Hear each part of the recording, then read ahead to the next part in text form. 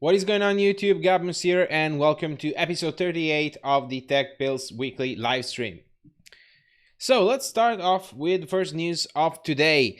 Cyberpunk 2077 finally got released on Steam, on GOG, and on the Epic Game Store apparently. What's the matter with it? How does it run on Linux, if at all? So let's talk about this. So I was lucky enough that a friend of mine actually bought Cyberpunk 2077 on launch day so that I was able to actually try it out. Of course, I will buy my own copy once it's actually playable, at least as far as what playable means to me. So I got the chance to try, and I do have a working copy of Cyberpunk 2077. And let's talk about how it runs on Linux. First thing, it does launch on Linux. Valve actually released a very special version of Proton. They released version 5.13-4, and this version does make the game run on Linux. And at first glance, it works pretty great. You start the game, it starts the whatever launcher they have in place, and then you go to create a character, and the first thing you see is black textures on the character model. And first off, if you're seeing that, if you're experiencing black textures on your character, on whatever else, you probably need to install Mesa Git. So let's address the first thing first. This game right now on Linux is best played on an AMD GPU. You can play it on NVIDIA GPUs, but the experience is kind of weird. They still haven't figured out all the things that they need to make the game actually work. There are some users that are reporting like success with their NVIDIA GPUs and using like the latest beta drivers. So maybe if you have an NVIDIA card, try the beta drivers or any latest as current driver you can get is probably better.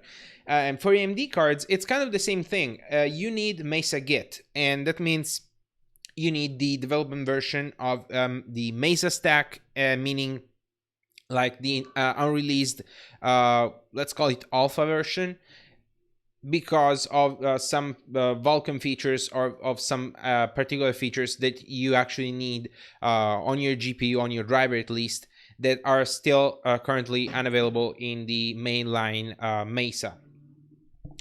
So to actually install Mesa Git on Arch, it's pretty simple. You just have to add a repository, and on Ubuntu and Debian, you can use PPAs and then install Mesa Git from there. Of course, you will not only need the Mesa Git actual package, you will also need all the other packages like the Vulkan, Radeon package, and all the other stuff. I'm sure you can find better information online. This is not going to be a tutorial now to install Mesa Git. It's not as much of an involved process as you may think. Still, it needs some attention and you actually need to read something about it. So once you have Mesa Git installed, at least on an AMD GPU, you will see proper textures and, well, the game will apparently work pretty well. The only other big issue that you will find on Linux at this stage is that the sound doesn't really work properly 100%. Most of the sound in-game does work, but apparently this is a problem with the down mixing of the audio in this game, because Cyberpunk 2077 apparently has 6 channels of output, or 7.1 configuration for output, something like that. And apparently there are some problems. Something is lost in translation between Wine and whatever else, Pulse audio. And what happens is that you can only hear the left and right channels of the 6 channels that Cyberpunk outputs, and the other channels are just lost. And this means that you cannot hear like non-main NPCs dialogues, and you cannot hear music like when you're in the club, inside the game. There's a scene where you're in the club and you cannot hear any music, which is kind of weird. And I initially thought that there wasn't music. I maybe thought, well, it's a Cyberpunk game, maybe people dancing have music like streamed right into their brains or something, I don't know. As it turns out, you were supposed to hear music there, and of course you couldn't, at least on Linux. And the other big, very important missing piece of audio is the gunshots from enemies. You cannot hear those, and of course in an FPS game that's kind of problematic, to say the least. Apparently this problem is not really related to Linux only. There are some other audio issues on the Windows version as well. Well, it's the Windows version, I mean on Windows as well. So probably this will be fixed with an update from CD Projekt Red themselves. So maybe this isn't something that really has to do with Proton or Wine or any of the other stuff.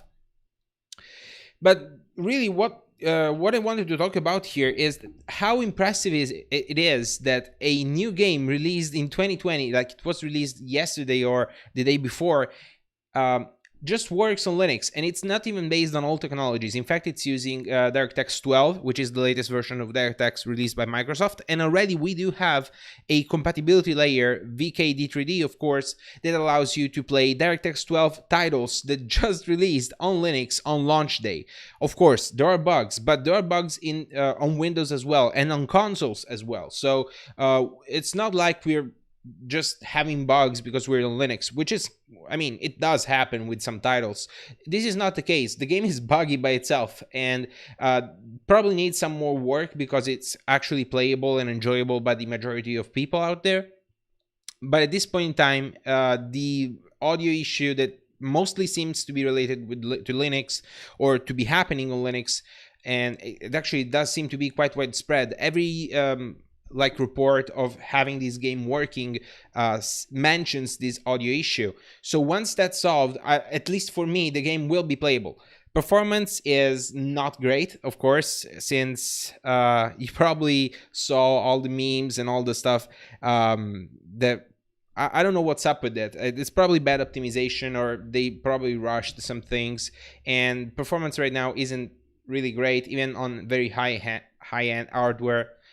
So I know that The Witcher 3 had similar problems on launch with performance and bugs and even sound issues that are pretty similar to these ones, and that they got solved with updates. And so what I can say is that hopefully CD Projekt Red will release some updates that will make this game actually playable, and I'm actually really pretty sure of that. And if things don't get better by just updating the game, I'm sure that Valve will have some hack in place to make the game actually work. All right, let's move on to the next news of today. Soak is a new app store dedicated to Flatpaks. I'm not sure how to pronounce this. It's S-O-U-K.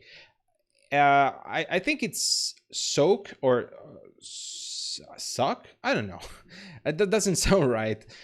Anyway, this is a new application for the Gnome desktop. It's been written by Felix Hacker. If you probably may know him from other applications like Shortwave, the internet radio app for Gnome.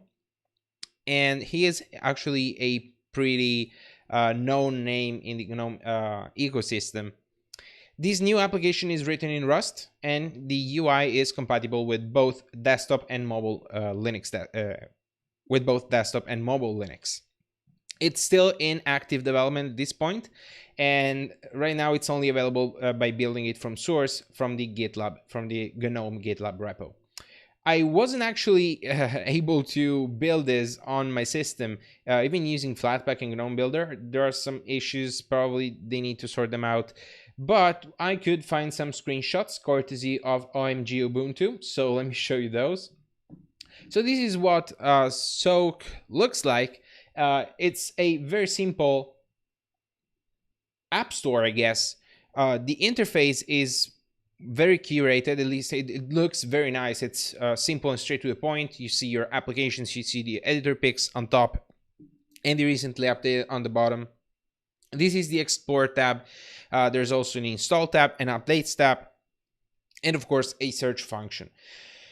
It's very minimal, but I think that it works. This is the view for the app details.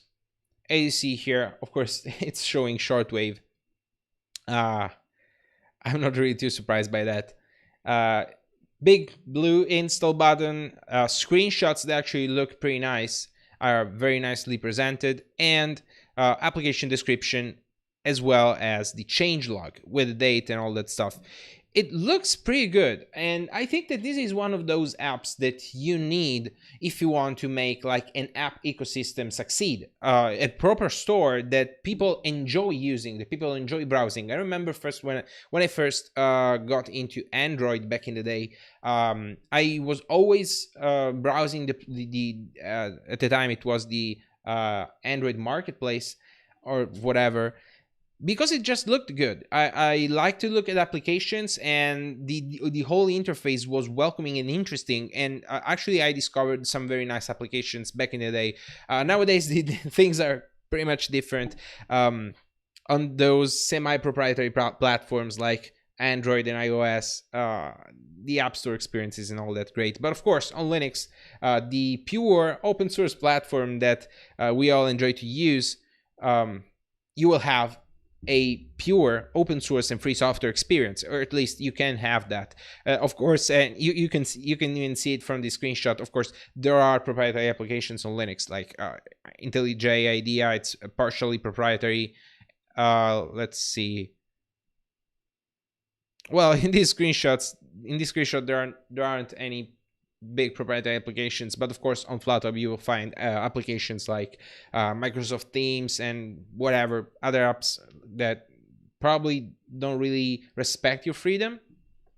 Still, it's nice that we do have those available, and having like a nice, a simple to use, nice looking and well organized app store, I think this is something that we really need. And some of you may say that, yeah, we do have GNOME software already. Why do we need another app store? And if you ever try to use GNOME software, and I can tell you I don't use it because I don't really think it's up to par with like user expectation. It doesn't really work all that all that great.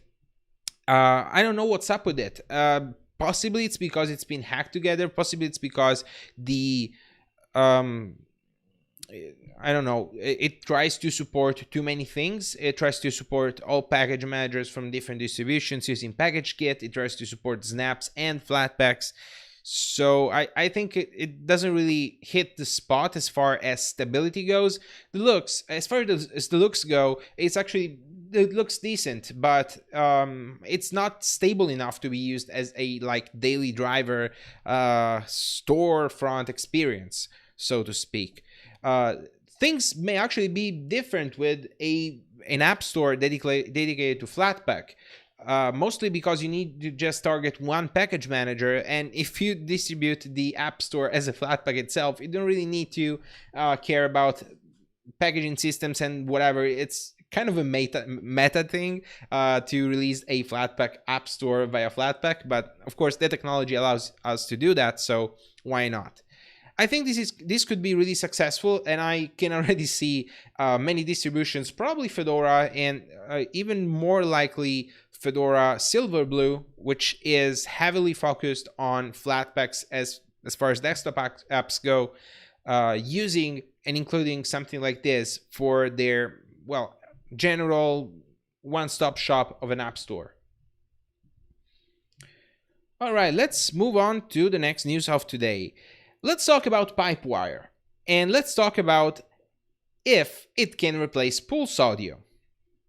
So first thing, you are hearing my voice right now through Pipewire. So if you can hear me, and if you don't hear any weird, I don't know, crackling or weird noises, it means it's already working. So this is already pretty much a success. And of course, I am the only crazy person that does live stream on experimental technology, so don't try this at home if you rely on your audio system to do any critical work, like, I don't know, work calls and stuff like that. But what I can tell you is that Pipewire as a Pulse audio replacement is already working pretty well, to the point that you don't even notice most of the time that you're not running Pulse audio, and this is very intentional. So just to be clear, newer versions of Pipewire Pulse, which is the package that makes Pipewire act as a Pulse audio, well, it mimics Pulse audio effectively. So newer versions of Pipewire Pulse will conflict with Pulse audio, and at least on Arch. And I think this is on purpose because you can theoretically run both Pipewire and both Pipewire Pulse and Pulse Audio, but I'm not really sure what's gonna happen then and what problems you may encounter in the way. So it's probably best that you choose to install either one or the other. The only thing is, of course, since you have to actually uninstall Pulse Audio to install Pipewire Pulse, you kind of have to be committed to it. So maybe don't try this on your main work machine. Maybe just try it on a spare machine, or I don't know, a virtual machine or a system that you don't really care too much about if it breaks. Of course, to unbreak it, the only thing that you have to do is remove Pipewire Pulse and reinstall Pulse Audio. But still, I don't want to be responsible of anyone getting in trouble for trying experimental stuff. So let's talk about how the experience actually is. It's mostly working fine. Again, Pipewire tries to emulate, to mimic what Pulse does. In fact, most applications that need to communicate with Pulse Audio, like the Gnome system tray, or I don't know, the Pavo control, the Pulse Audio volume control application, they all work fine even without Pulse Audio if you're using Pipewire Pulse, because again, there's a daemon that acts similarly to the Pulse Audio daemon. So all those applications can control Pipewire and can instruct it to do whatever they need to do. There are some problems though, little problems, nothing really too serious. The first one that comes to mind is that switching audio over to the DisplayPort audio didn't work for me. I think this is just a little bug that needs to be squashed. And some games, mostly Source games like Counter-Strike or Half-Life or Team Fortress, do have some problems with sound. They have crackling sounds and popping happening. So if you encounter any of that, you just need to get in the console in-game and change the output latency latency just raise it up a little bit so that it actually can catch up with the daemon. This is probably something that's temporary, and it will not hopefully happen all the time. Let's move to the chat. Kishan Joshi says, what do you do for work professionally? Okay, so thanks for the question. Right now, I am a student. I am studying for my master's degree in computer science, and I don't do anything for work currently. I do some spare jobs here and there, like freelance stuff, but just like, the occasional thing that you do just to get a little bit of pocket money. And I've worked with web development mostly, front end development recently. It's not really what I prefer to do. I'm pretty good at it, at least I think I am. Um, it's not like what I would want to do all my life. So it's a job. I got those jobs for, again, having some pocket money. But that's pretty much it. I don't really care too much for web development. That's what I've done. Again, currently I am not employed. I am in education. I'm studying for my computer science master's degree. So let's move on to the next news of today. Apple Silicon and its impact on the market. So if you've been following like the tech news recently, you know that Apple has released their ARM-powered computers, and amazingly, they don't suck, at least performance-wise. It's actually pretty decent, like the work that they've done with those CPUs, and it's a pretty good indication of what ARM as an architecture is capable of if intended for desktop usage. Of course, I couldn't care less about Apple and their Macs, but I know that x86 cannot live forever, and this is the first big step towards the diffusion of other CPU architectures in the consumer market. Let's switch real quick to the chat. Gumbo says, I'm hoping for RISC-V. We'll get to that. We'll get to RISC-V and other more friendly architectures as we go on. Let's actually talk about this. Let's actually try and see what this means for the market, for the consumer market, because this is the first time, at least that I know of, that a non-x86 CPU has hit the market, like the mainstream market, and there are people out there that are going out and buying non-x86 computers. We're not talking about tablets or phones here, because those are a different market, and the operating system market for those devices is pretty different. And even the applications that you are supposed to run on, like, you're not supposed to run a video editor on a tablet. I mean, you can do that, and Apple tries to convince you that you can do that, but of course, it's not really great. And to do actual work and I mean, even to build applications, you need a full-on computer. And this is the first time that we're seeing a non-x86 CPU sold to people to do just those kind of workloads. Okay, let's switch real quick to the chat. Kishan Joshi says, I'm your subscriber since 2015 or 2016 maybe. Oh, thank you. It's nice to have people following me for so long. So you've been part of the family for quite a while. And learned so many things from Arch Linux. After a lot of experience, I am moved to Mac now for pro work, since certain software are not supported. That's a choice you have to make. It really depends on what field you're working on. As a developer, at least an aspiring developer, I've done development work. I've never needed to use anything but Linux and open source tools, so that's good for me.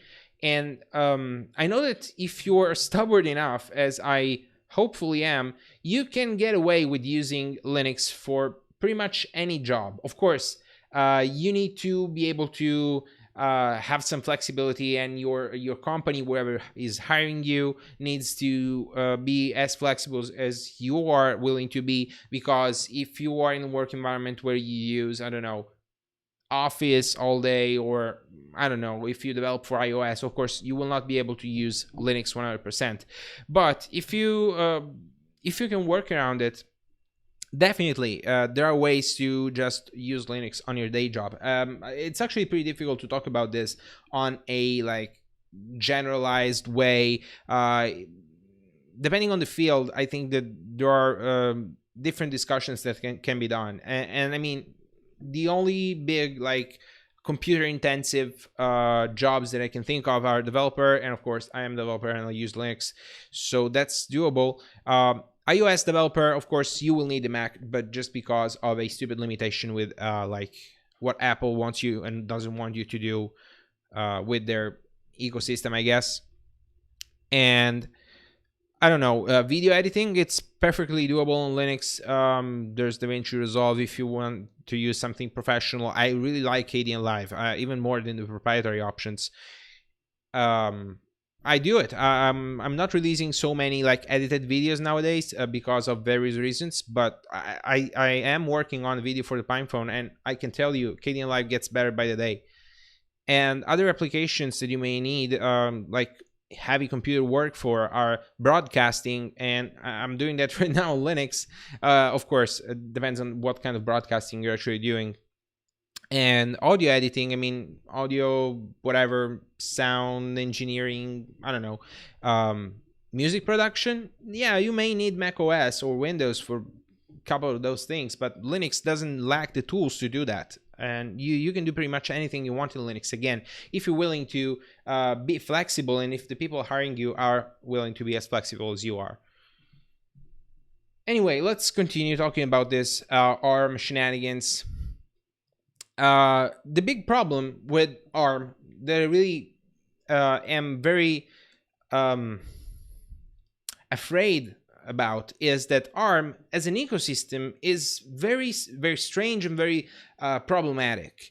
The big problem is that the architecture itself, it's pretty much standard, and the Linux kernel even supports it pretty well. But as part of the license, every ARM SoC manufacturer, SoC being the system on a chip, let's call it a CPU, it's really CPU and RAM and GPU and other stuff included in one piece of silicon, so this is called an SoC. So the SoC manufacturers, when they get their license for ARM, they are allowed to add whatever magical and weird things they want on top of it. Add to this the fact that said manufacturers typically only care about making their SoCs work with Android, or more rarely Windows for ARM, if you want to consider that. And what you get is an undocumented, user-unfriendly, and Linux hostile ecosystem. On x86, you can just boot a distribution based on the Linux kernel, and it will happily work out of the box, except maybe for some more esoteric devices like some fingerprint readers and the occasional borked sound or network card.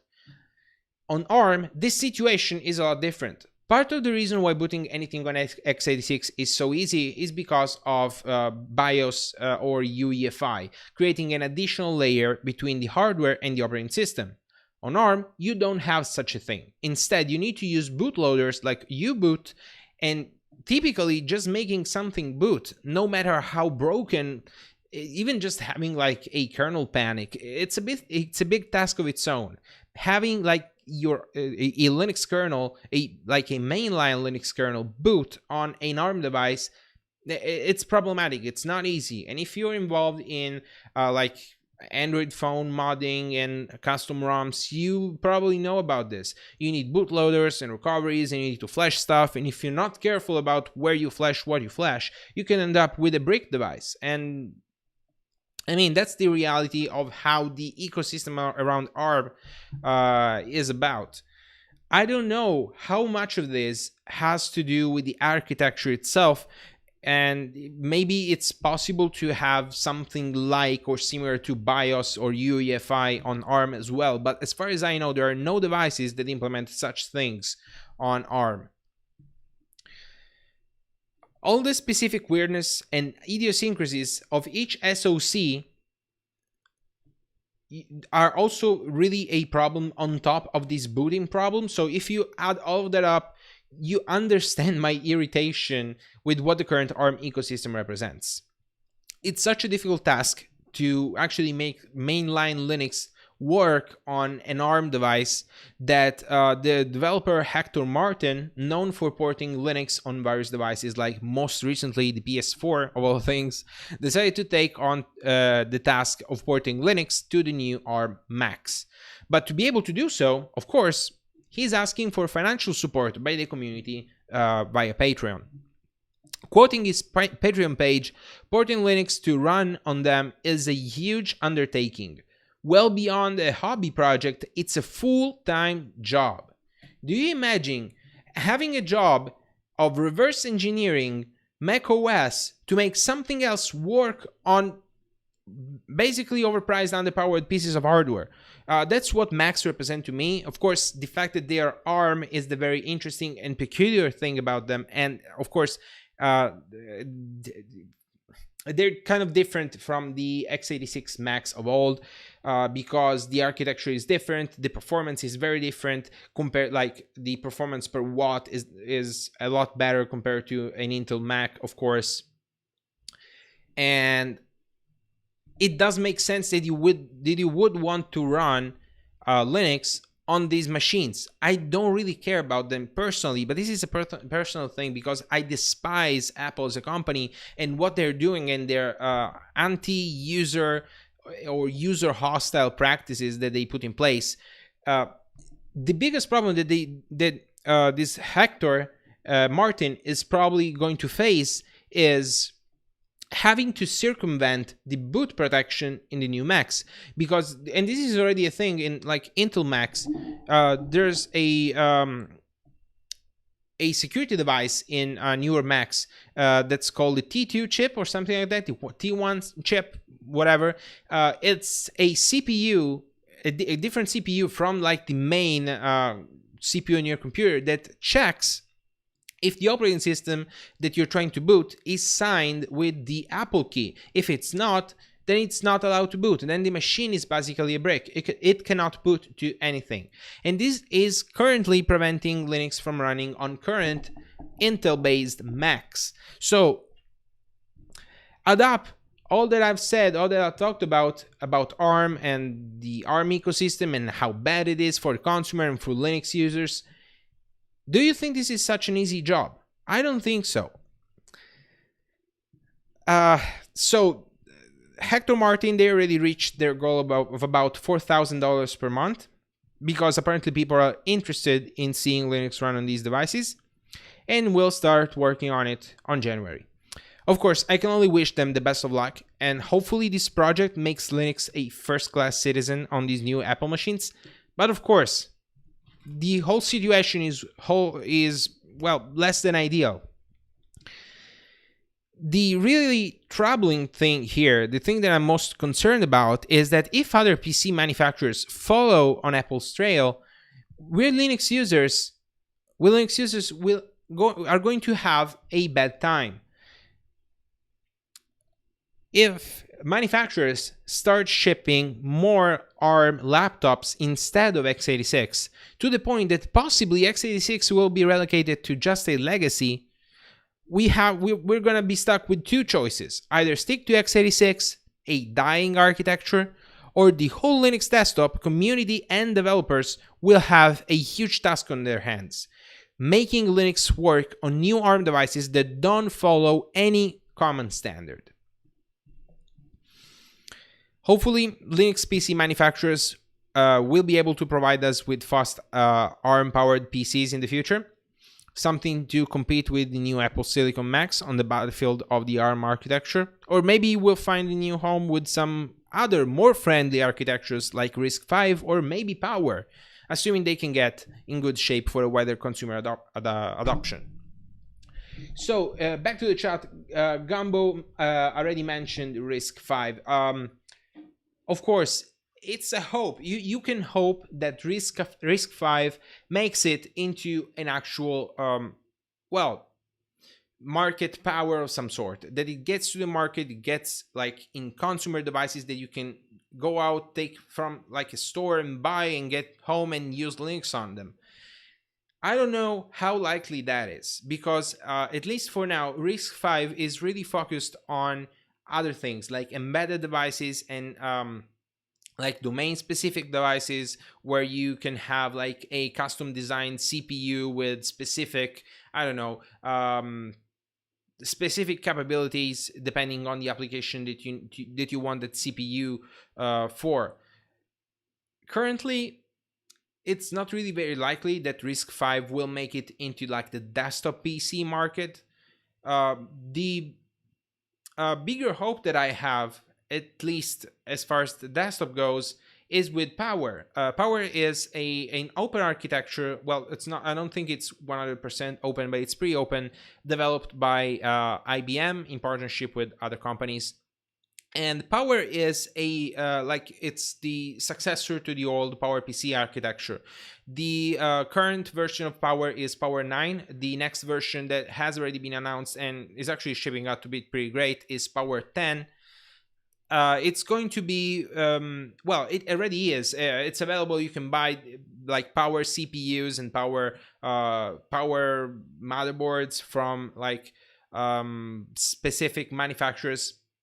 Power CPUs, they work great. They have simultaneous multi-threading, they have PCIe 4, DDR4, all the typical stuff that you would expect on a typical x86 desktop platform. And of course, Power CPUs, they do run Linux. Power systems, they are optimized to run Linux.